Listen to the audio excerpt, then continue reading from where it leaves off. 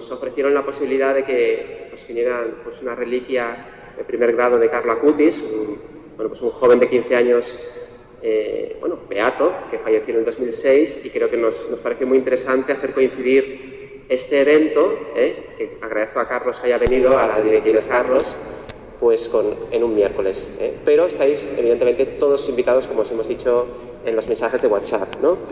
Nos acompaña Carlos Leret, que es delegado de la Asociación de Amigos de Carlo Acutis y promotor de la exhibición de Milagros Eucarísticos. Pues le vamos a recibir con un fuerte aplauso.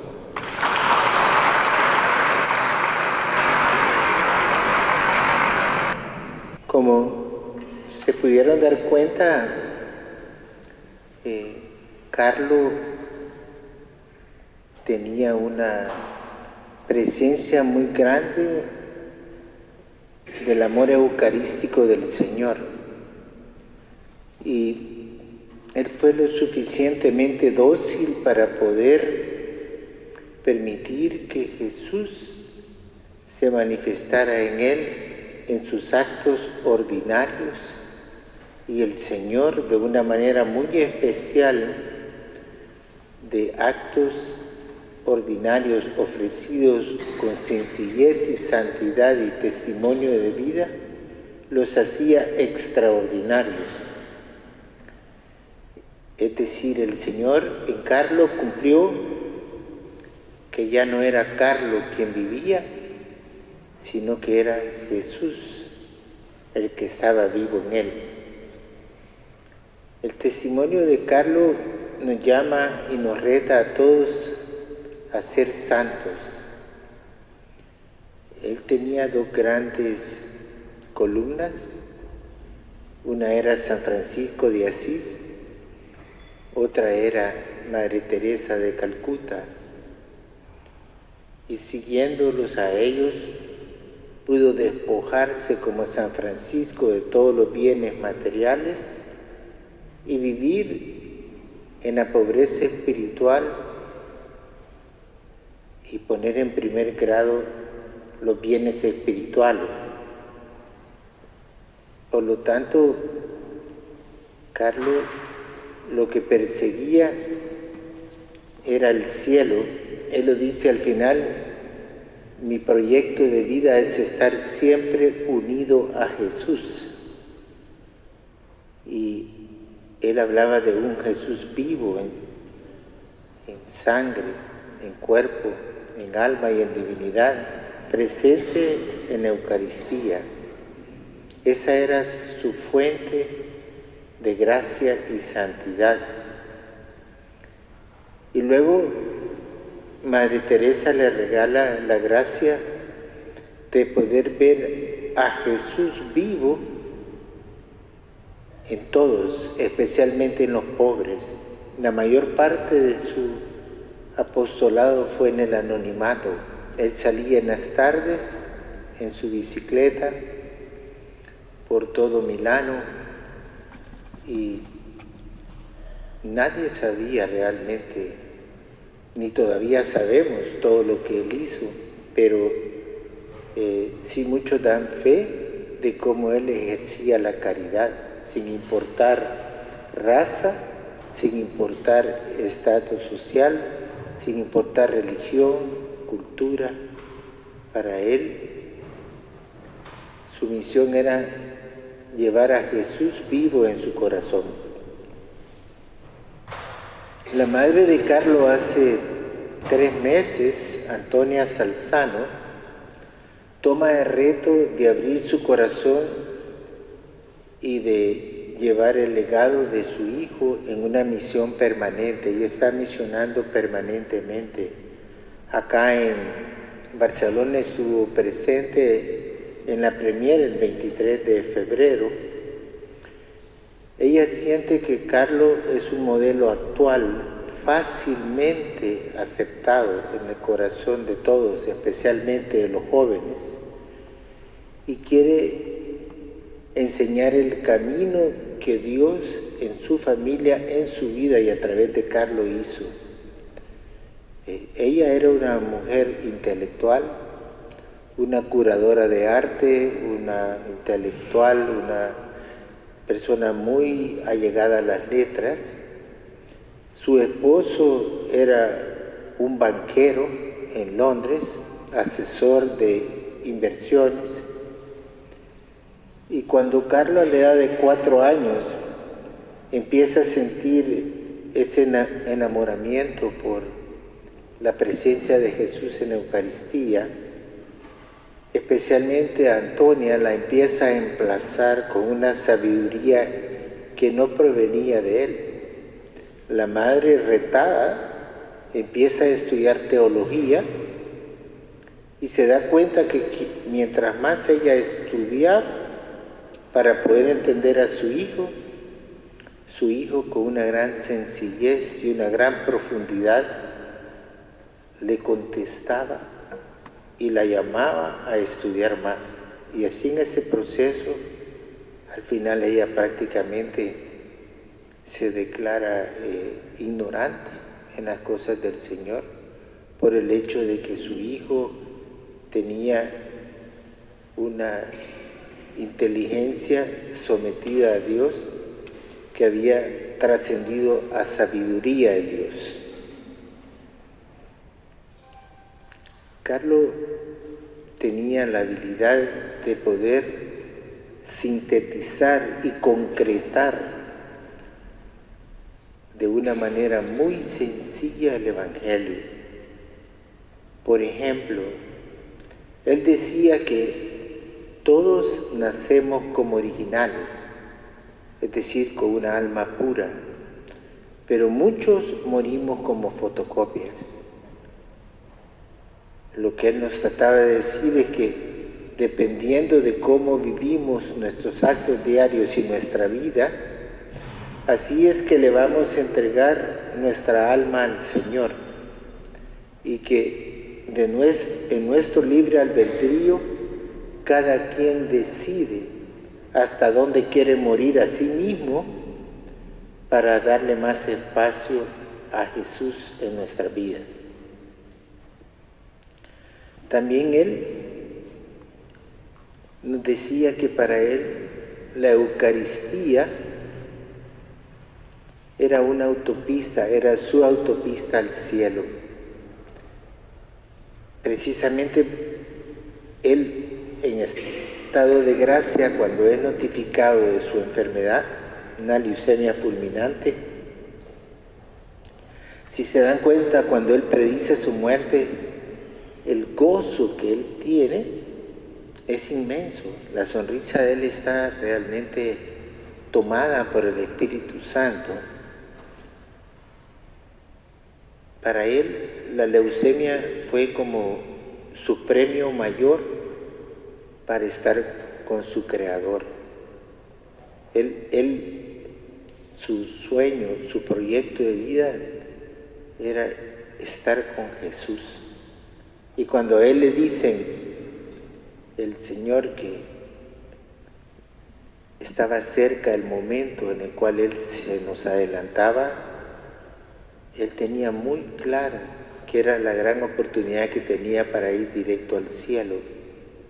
Y por eso es que él ofrece todos los sufrimientos por la Iglesia y por el Papa. Porque él claramente dice: yo ofrezco todo eso porque yo no quiero pasar por el purgatorio. Él estaba siempre pensando en cómo ganarse el cielo. Esa realmente era su meta, y todo lo que él hizo en su vida lo hizo con esos fines. Su testimonio constantemente lo llevaba a ejercer la caridad, poniendo como prioridad las obras de misericordia espirituales sobre las materiales. Para él, las obras materiales eran consecuencia de las obras de misericordia espirituales. Muy precozmente él recibe la gracia de entender los logaritmos en una época en la cual la computación, la informática era elemental. Y ese muchacho a los 7, 8 años ya podía entenderse con los profesores en informática en las universidades y ya tenía el nivel de un ingeniero de sistemas. Y Dios le regala esa gracia para que ponga ese talento al servicio de Dios. Y nos deja un gran legado, producto de su investigación y su trabajo. Nos deja 3 grandes exhibiciones. La primera es la exhibición de milagros eucarísticos, la cual a él le toca hacer el diseño gráfico, la investigación, le toca hacer los programas, y él nos deja 164 paneles o carteles con 140 milagros eucarísticos aprobados por la Iglesia. Y su fin era demostrar que Jesús estaba vivo en cuerpo, sangre, alma y divinidad. Y parte del hecho que el Señor, en un grado alto de desesperación y de amor, permite verse para que la ciencia pueda comprobar que era verdadera carne, verdadera comida, verdadera sangre, verdadera bebida. Y tenemos varios milagros en los cuales el patrón es el mismo. La hostia convertida en carne es una parte del tejido del corazón del miocardio. El miocardio es el músculo que hace que palpite el corazón. Y el vino se convierte en sangre. Tenemos, por ejemplo, el milagro de Lanciano, que ocurre hace casi 1300 años en Italia. Y este milagro hasta la fecha mantiene las características del músculo y la sangre como de un músculo y una sangre viva. Cuando la sangre y la carne fuera del cuerpo humano viven horas. Tenemos también milagros eucarísticos, por ejemplo, Legnica, Sokolka en Polonia, Tixla en México, Buenos Aires. El Papa, cuando fue obispo en Buenos Aires, el Papa Francisco presenció 3 milagros eucarísticos, 92, 94 y 96. Los anteriores milagros de Polonia, Tixla, son del año 2000, 2006, 2008. Tenemos místicos que han vivido solo de la Eucaristía, como por ejemplo Martha Robin, que vivió 53 años de la Eucaristía, una mística francesa que se nos adelantó hace 40 años. Teresa Newman, Ana María Emmerich, Alejandrina da Costa en Portugal, donde el Señor rompe toda la ley natural, y estos místicos vivieron solamente de la Eucaristía. El Señor nos urge a ser instrumentos suyos para que nosotros realmente no solo proclamemos, sino que seamos testigos de su amor eucarístico. Permitamos que nuestros corazones se enciendan con el fuego de su amor y seamos capaces de cambiar esta sociedad que está negando constantemente su presencia real. Es muy importante que todos tomemos el reto de defender nuestra fe y ser testigos fieles del Señor. Este momento de confusión es un gran momento para que todos nosotros demos un testimonio como el de Carlos y seamos capaces de poder encender y cambiar este mundo que sin Dios no puede tener sentido. Ese básicamente es el legado de Carlos.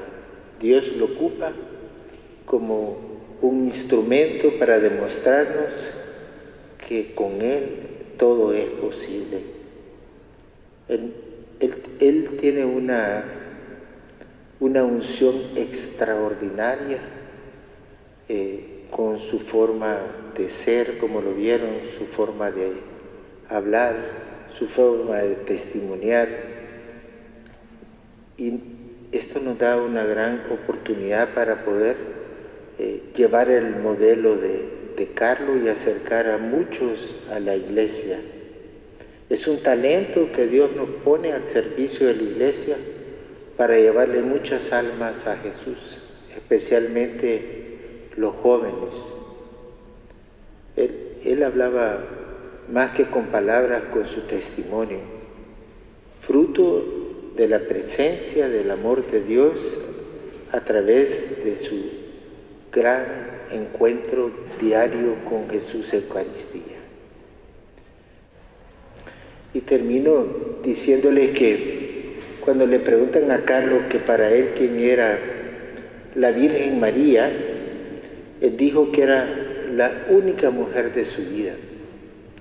Primero porque era la Madre de Dios y segundo porque gracias al sí de María, él podía gozarse de la presencia de nuestro Señor diariamente en Eucaristía. No es que él a su madre no la quisiera, es simple y sencillamente que él reconocía el rol tan grande que había tenido la Virgen María. Ese era Carlos, siempre miraba, siempre ponía su vista en las cosas de Dios y eso le permitía él poder ser un instrumento del Señor. Actualmente él es beato y esperamos pronto su canonización. Mi ministerio, mi apostolado es promover el culto público, es decir, que todos ustedes conozcan el legado de Carlos, que lo lleven en su corazón y que sean capaces de hacerlo vida. Creo que es un gran regalo para todos. He visto los frutos de su presencia y solo les pido que se unan en oración para que pronto Carlos esté en los altares y que no le pongan límites al amor de Dios, que lo ocupen como un intercesor. Él ya es patrimonio de la iglesia, está al servicio de la iglesia como beato, y que se acerquen a él como un amigo, que puedan vivir la comunión de los santos a plenitud y que podamos obtener muchas gracias a través de su presencia. Muchas gracias.